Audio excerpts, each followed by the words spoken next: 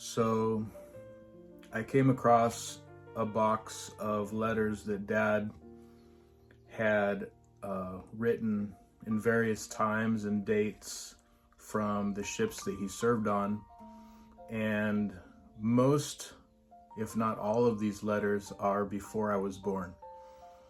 So I have letters from as early as the late 50s all the way up until, I guess, 1972, maybe 1973. But most of the letters were written before I was born. And it was just interesting as I was going through all the slides, pictures, to find pictures that I'd never seen before. It kind of really helped me kind of see where Mom and Dad were coming from. Memories that I no longer had, or memories that I never had, but they happened, and I saw the slides and I saw the love that Mom and Dad were giving us. And then I began to go through the letters that I found in a box here in the garage, and it really shed some light on how Dad was thinking and the love that he had for us as a family. And I'm not going to get into all the things that they could have done better, or should have done better, or should have said, or shouldn't have said. As a parent, and all of us are parents, all 5 of us are parents, and we know that we've made a lot of mistakes, right? I mean, numerous mistakes that our kids turned out okay. They had to go through what they had to go through, but we know that parents have faults, and but reading these letters really opened my eyes to see Mom and Dad on a different light. Now, I have letters from Mom to Dad that I'll go through at another time. I recently found a letter that Mom had written to a friend explaining how difficult it was for her to have Dad gone so long, and how she was like at her wit's end, and she just didn't know when it was going to end and everything like that. So, I mean, Mom was basically keeping the fort, while Dad was away doing what he loved to do and what he had to do as serving our country. You can't say no once the commander says this is where you got to go, this is what you got to do. There's no saying no once you've written your life off to the military. And so Dad loved what he did. I could tell by the letters that he wrote, but I could also see a side of Dad that he really cared about Mom and all of us. He really, really cared. And from the letters, I can see that you guys were writing letters to Dad, little notes, and there were times where Dad was writing 2 or 3 letters in one day, if you can imagine that, and sending them off, and these are those letters, right here, I have in my hand. He missed us, dearly, and you could tell he was loved what he did, but hated what he did because he had to be away for so long. So I hope that these letters help us, maybe bring back some memories, help us to see a part of Mom and Dad that we forgot or never knew was there, and we knew that Mom and Dad loved us, but these are like the proof, in a way that love, even if it was hidden sometimes, it was there. So I'm going to start out with, this is dated the 18th of June, 1968.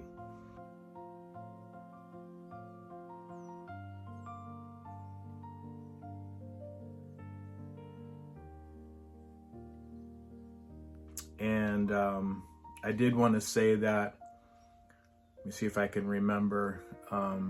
Yvonne was born in 1953, Charlene in 1956, Claudette in 1959, and Jeanette in 1960. And I was born in September of 1968. So this is 4 or 5 months before I was born. This is from the USS Tripoli. So the pictures that are the slide pictures that I'm showing on this video, there's a few of them I wanted to explain before I read.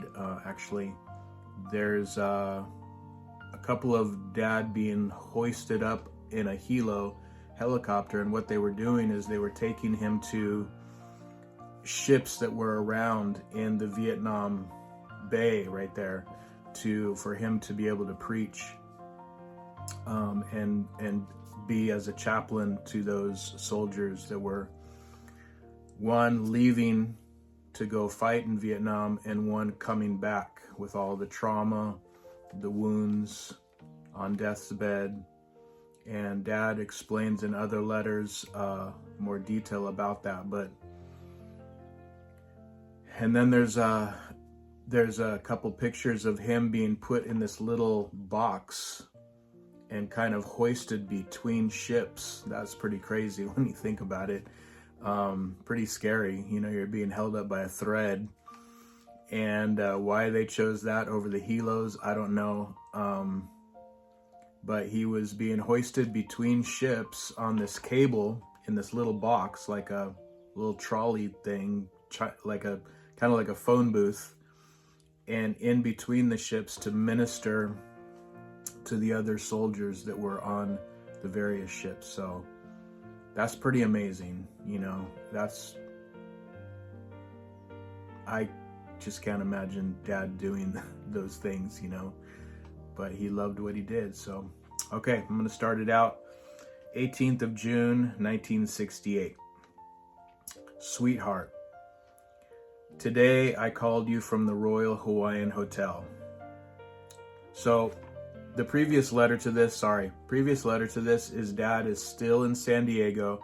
This is before we ever moved to San Diego, from what I'm getting. You guys are all up at Richmond, Michigan with Grandma Ensley and Mom out at the farm out there, the farmhouse, whatever, in Richmond.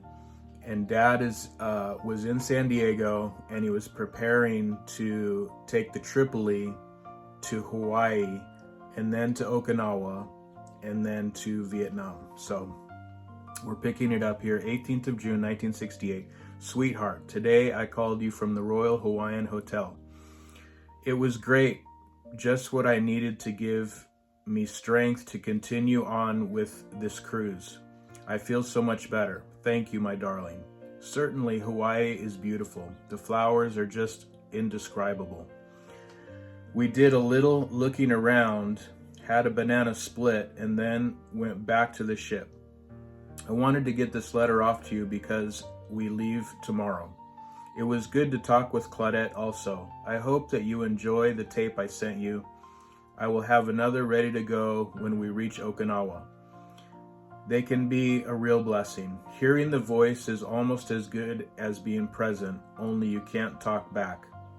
But do try to send me one with all of your voices. I'll try not to get as lonely as I did the first few days out to sea.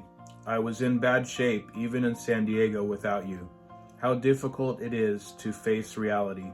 I must tell myself over and over again that it must be faced because there is nothing that can be done about it. When this attitude is reached, a little peace is gained. Of course, it helps knowing that this tour may very well be the only one in this 2 years of sea duty. That is comforting. And who knows, the Tripoli may only be gone 7 months instead of 9, but only time will tell. Let's trust the Lord. He doeth all things well. All I know, darling, is that I can just about stand being away from you. It takes special grace to endure. His grace is sufficient. I do believe that we will make it with flying colors. My prayer life has been so very rewarding. I find that I am driven to my knees morning and night, and I find God so real and precious to me. How those make it who do not know the Savior is beyond me. What a terrible, frightening emptiness they must have. I ask for his filling every time I pray. Oh, that I may be constantly filled and controlled by my blessed Holy Spirit, Lord of the harvest. Pray for the services each Sunday. Pray for his power to rest upon us, that some will come to know him. Pray that these whom I witness to will see Jesus in me. It is late, my lover. I'll think of you until I drift off into dreamland. When we are together again, you will have a lot of activity. The baby will give you much activity, I'm sure. You and I will renew our love, and it will be so sweet and strong. His grace and peace to yours through Christ, our living Lord. Your husband and lover, Jack. I love you. The next letter is dated 3rd of July, 1968, from the USS Tripoli. My darling, this is to let you know that I am in Subic Bay, Philippines. Tripoli had to leave Okinawa early because of Typhoon Lucy. So instead of going directly to Da Nang, Vietnam, as was planned, the Valley Forge met us in Subic, Philippines for our turn over. They will go back to the States and we'll relieve them. About 900 Marines came aboard with all of their gear, several jeeps, and a medical team. So we are now ready to go to meet the foe. As Tripoli pulled into Subic Harbor, the word was passed that Green Bay would be flying, which is Green Bug is a helo, would be flying over to Cubic Point. So I got my name on the list and went over before the ship went into port. I made my way to the small chapel at Cubic Run and operated by Jim Jones. We had a lot to talk about. He invited me over to dinner. It was good to see Marty and the children. Had a wonderful evening with them. That same evening, we went to a home for OCU. I miss you more than ever when I'm with family that reminds me so much of you. Marty is just as kind as ever. Bless her heart. Drop her a line and express both of our thanks for her kindness. Will you, darling? I'll be spending the day with the Joneses family 4th of July. This is the day before we leave for Vietnam. I did stop in at the Navy Foreign Exchange. They have a wide selection of wood carvings, but I'm going to wait until we are about ready to return home before I buy anything. At times, our separation seems almost unbearable. My love longs to hold you in my arms and smother you with kisses and affection. It helps me not to think of that time, but take one day as it comes. My hurt isn't quite so bad if I keep busy until one day melts into another, and the first thing you know, a month has passed. Like today, for instance, as it marks 1 month aboard the Tripoli. Before I forget, I must tell you that I went aboard the Guston Hall. The captain was so surprised to see me. He is well saddened. Well, we chatted for at least a couple hours. I told him of the dislike for a couple of our past characters on the Sylvania. When I got that off my chest, we went on talking. He said that Joe Well was passed over twice. I should cheer, but I can't. How I wish things could have been different. Well, Will went on talking about his ship. He really has done a good job. He made many improvements for both officers and crew. They saw a lot of action around Vietnam. Now, he only has 2 months left and he will be relieved. He purchased a beautiful chest in Taiwan and some sweaters in Hong Kong. I almost forgot that you wanted the good cashmere sweaters. I'll remember you, sweets. Please send me your ring finger size, or should I just get a stone and have it mounted at home? However, their rings are just beautiful. Is there anything else special that I can get you if we go to Hong Kong?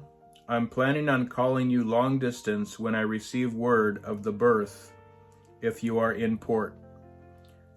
We should be back in Subic, Philippines by September. The Marines that came aboard today are so very young. I talked with a few who were brought to our sick bay. They were only 18 years old. The one fellow had malaria fever. We take a big horse pill once a week at mealtime in the wardroom. I've had at least 6 shots: typhus, tetanus, typhoid, plague, cholera, flu, and I must get the yellow fever shot next. The pill is against malaria. Dear lover, I must sign off for now and get this into the mail. Because the ship was not to come into Subic at this time, our mail is waiting for us in Da Nang, Vietnam. Mail will be much faster once we get there. Our guys are top priority when it comes to mail delivery. It should reach me 4 days after you mail letters.